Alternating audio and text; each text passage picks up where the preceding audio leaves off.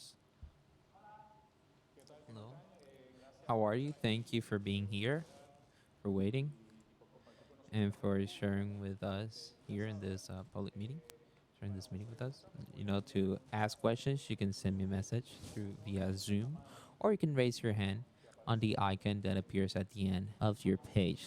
Hi, everyone. Thank you for being here today. You already know the drill. If you have a question, please use your toolbar at the bottom of your Zoom screen and raise your hand or send me a message. Okay? So let's go. Questions? Alex Fernandez? Cyber News? Yes, I'm here. Go ahead. Okay. Okay. First of all, if you want to say something about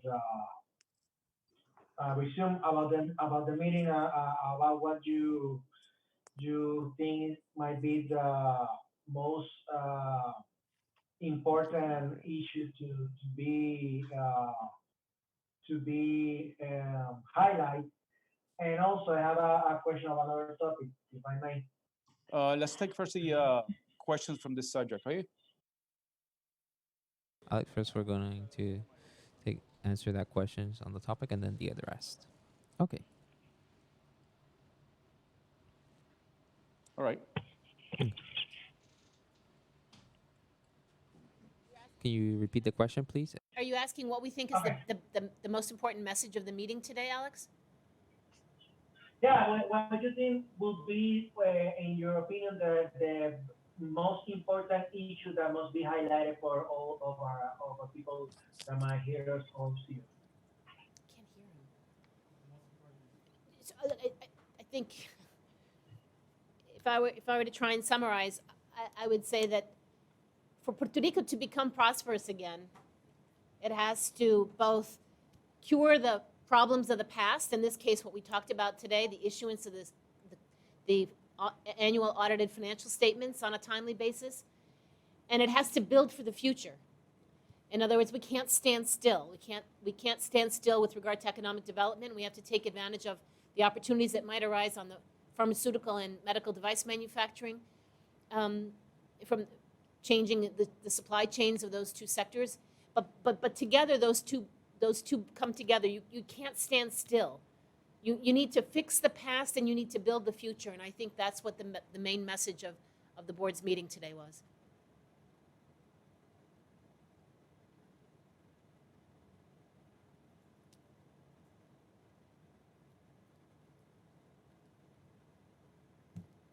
Sorry, I was on mute. Eva Llorens.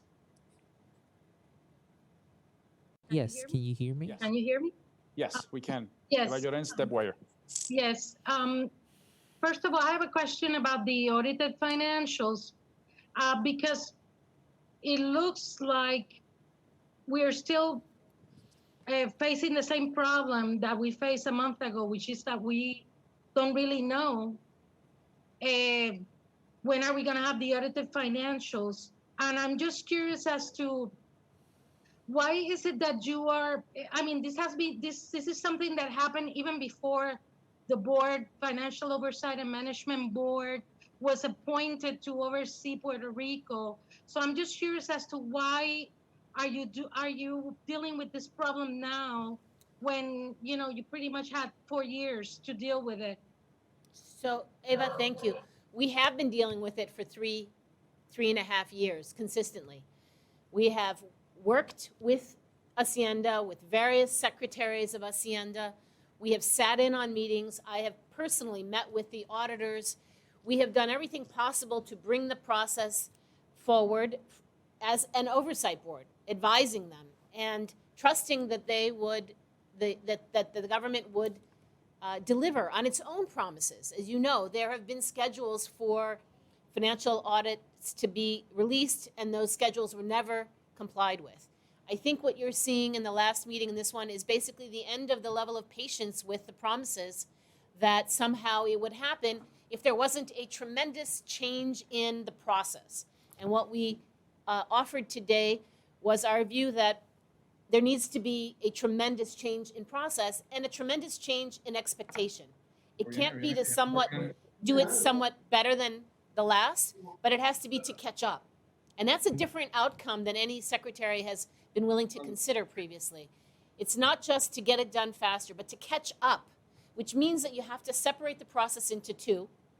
You have to do the past audits with one group of people while you're getting the current audit done such that it can flow very quickly from old to new and we can get back on track.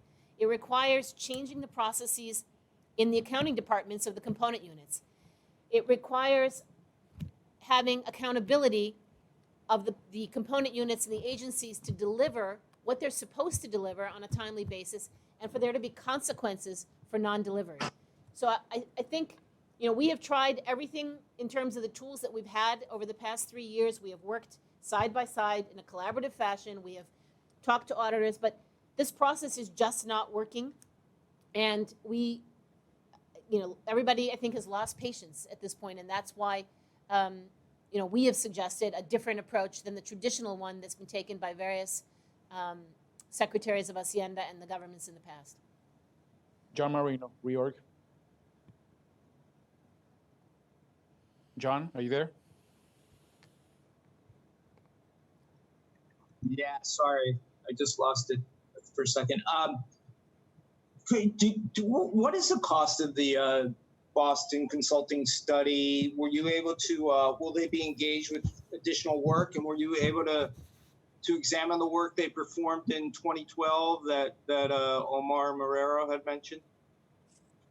Yes, we did examine the work that they did. We've also examined the work that the Puerto Rico National Manufacturers Association has done, and many other organizations who are supporting rebuilding or incentivizing more pharma and medical device manufacturing on the island. They were hired for a very short period of time in a limited scope because this is a time-sensitive issue in Washington. That contract is public and the fee was $650,000. We are considering having them continue this work for another 4-6 weeks while we work alongside the government in Washington, alongside those who are interested in pressing forward and seeking an appropriate solution that would maximize the benefit for those who wish to come and invest in Puerto Rico. Osman Perez, primera hora. Hello. Well, I have a question particularly regarding one of the topics that was addressed today. That was the consolidations. It's been called for, speeding up the consolidations, but we're seeing lately that some of these consolidations have been called into question. Particularly today, the director of forensic science actually demanded that the Forensic Science Institute be taken out of the Department of big security Public safety. agency, Public Safety Department. So how's it going to work? I mean, should that all those consolidations be actually review all of them together and continue forward, or how do you see the situation? Tourist has also been called into question under DDEC, so may not have been working as suspected. What is your view, please? So I will report back at the next board meeting as the board requested on what the status is. But what I can tell you is that consolidations weren't just an idea that somebody threw out there. They were meant to accomplish three different things. First, they were meant to make the government more manageable. So the very specific issue we just discussed on the audited financial statements and the delays is made more complicated by the large number of different agencies and component units that have to report. There is a managerial benefit to having a smaller government, as board member Mr. Biggs described in his request to report. There is a management challenge to fill all of these positions with capable managers, as Jose Ramon Gonzalez talked about, people able to manage. And so having a smaller government, consolidating agencies and groupings, number one, would help us on the management front. Number two, there's a cost element. So we have repeated, procurement departments in every single bureau when we could have one procurement department one procurement group in the department for example, of public safety. And having one successful, effective procurement group would actually be less costly. And that being less costly is part of the fiscal plan, part of the goal of the consolidation, reducing the cost, in particular, of the back office. These consolidations really focus on consolidating the back office, meaning the accounting, the management, the HR, the procurement offices. It's not about consolidating the front office. It's not about consolidating the firemen into the police or the police into forensics. It's about the back office. And the third part of the goal of these consolidations is to get effectiveness. So speaking specifically to the example of forensics, you know, a couple of years ago, maybe two fiscal years ago, there was an issue of safety kits that had to be processed, rape kits, if you recall. There were some 2,000 of them, if I recall, and it was some 20 years of alleged crimes that needed to be processed. And this is not about the current forensics director, so I'm not relating it to her. It was a different director of forensics at the time. They completed they took a long time to get the procurement of those services. By the time they finished, they determined that they had done it incorrectly because they didn't include the fact that the supplier would have to pay certain Puerto Rico taxes. It had to be all redone the next fiscal year. Monies that were supposed to be used weren't used. The process didn't get going. And so the question is forensics, would you expect the Forensics Bureau to excel at procurement? They didn't excel at procurement. They don't excel, they excel at their frontline business. And so why not help forensics and help others to have an excellent procurement group in the Department of Public Safety, one consolidated procurement group that can be more efficient, more effective, and that knows procurement. Because the forensics or the fire department or some other agency may not have that skill set, and we can't duplicate it across 168 government agencies. So let's consolidate. Now, where we are varies. As I said, the Department of Economic Development has done more to accomplish their consolidation. Some others have done nothing. Others are trying, and so we'll report back with an accurate kind of picture. But consolidation is important for three reasons, and I just have to say that forensics isn't the best example because they're the ones that had trouble with procurement all along. You have another one, Osman, right? Yeah. Go ahead. Before your question, I know it's been like a very long meeting, but I just want to, Mr. Gonzalez is after this passionate farewell speech. I would like to specifically, if he can, talk a little bit more because he called upon regular citizens, upon the people to be more demanding of the government. I don't know if he's still around. If he can listen to my question and talk about it. Why? If you can give us a more direction, so saying, of why is he calling for? Is he around still? Yes, I am. I'm sorry I came in late because I didn't realize it was Okay. a different number to call in. Thank but you very I'm much. here. Thank you very much. You called upon in this farewell speech upon people to be more demanding, like taking actions upon the government itself. If you please like to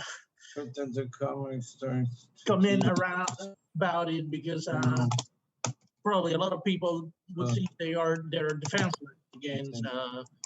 Excuse me, can you mute? Everyone can mute their computers, please. Yeah, Thank there's you. some noise There's coming noise in. here, please. Pongan en mute su computadora, por favor. Okay. So anyway, I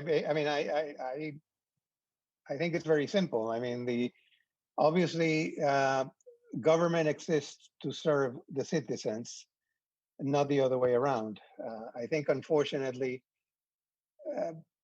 historically, we've grown to a size in government in Puerto Rico that we may have forgotten that some of that basic premise, that the whole point is, the common good, not the individual or collective interest of pressure groups that may be closer to government. I mean, and when Puerto Rico grew and had its golden age, I would say, of civil service, it was very clear that the role of government was to improve everyone's lot, improve the economy and society for everyone.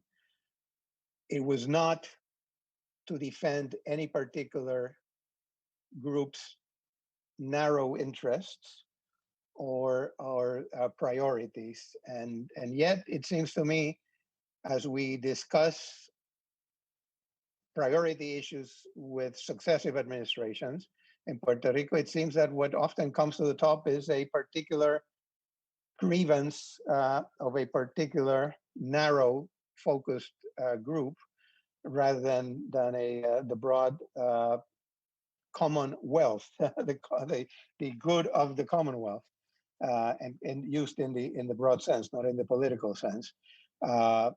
So I think it is what I'm simply pointing out is the basic duty of every citizen to demand that government's priorities and government action focus on the broadest interest for citizens of Puerto Rico.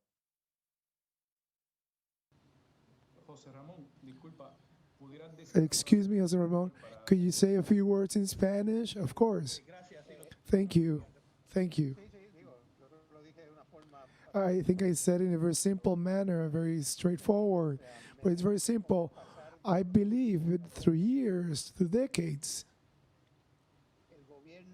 government has been adapting its priorities to the priorities of very narrow-minded groups that who pressure and have very specific interests, and not having the priority of the broader society, of the Puerto Rican economy, Puerto Rican society, the long-term growth, but responding to claims that individually may sound fine and justified, but it should be balanced against the claims, the competitive claims, and the limited resources that any government has to deal with.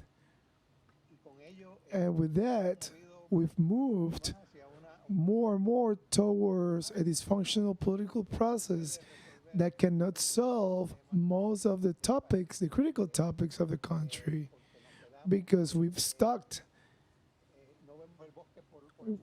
We don't see the forest because you're focusing on the trees, because we're focusing on narrow interests. The civil society in Puerto Rico, particularly, and I'm not talking only about the private sector, I'm talking about civil sector, which is broader, beyond the corporate sector, falls short. ¿Estamos perdiendo el sonido? It was an exception to that last summer. It was a political circumstance that was very particular. Excuse me. And it was when we face some economic problems that are important, decisions that affect the long term. Uh, they are making it difficult for us, for Puerto Rico, to think in that long term, for trying not to not affect any interest in the short term, or any short term interest. But the reality is that we do not have the resources or the capacity to face all these claims, but we do have the ability to find these interests from different groups and to try to find different solutions for that are better for the long term, that add more. Thank you, Jose Ramon. Michelle Casco.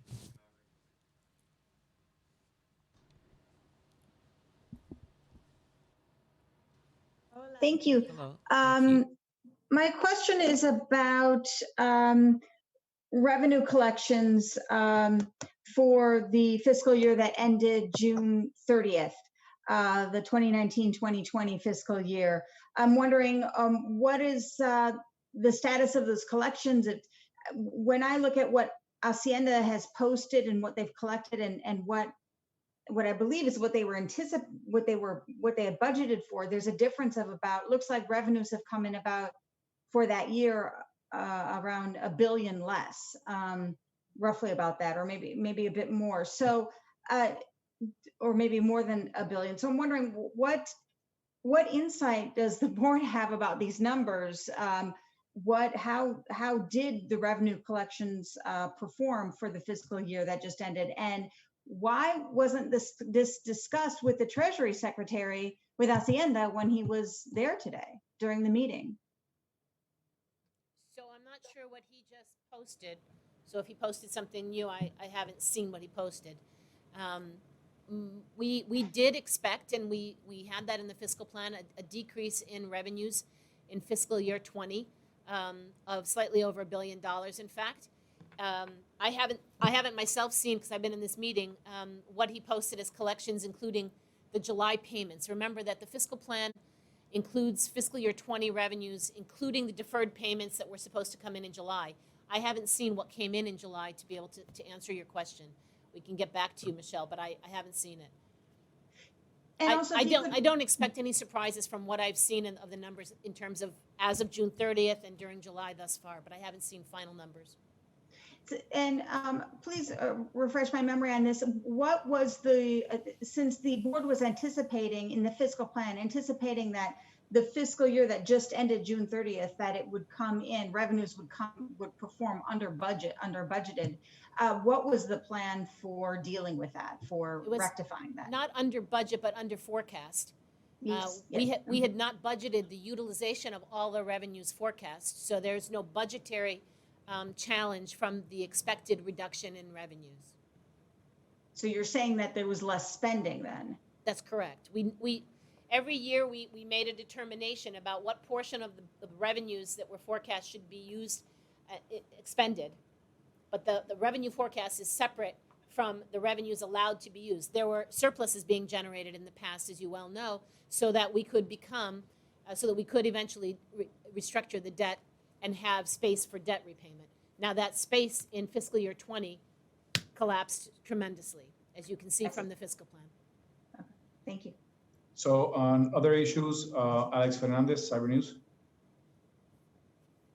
Alex, en otro tema. Hey, yeah, voy por ahí.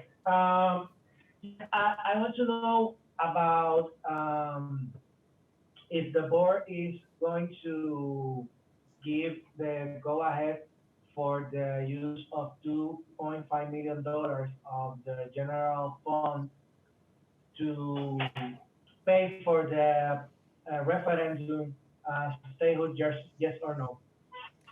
We have not yet received a request for a reapportionment of funds, but PROMESA very specifically says that we cannot deny that request if it is made.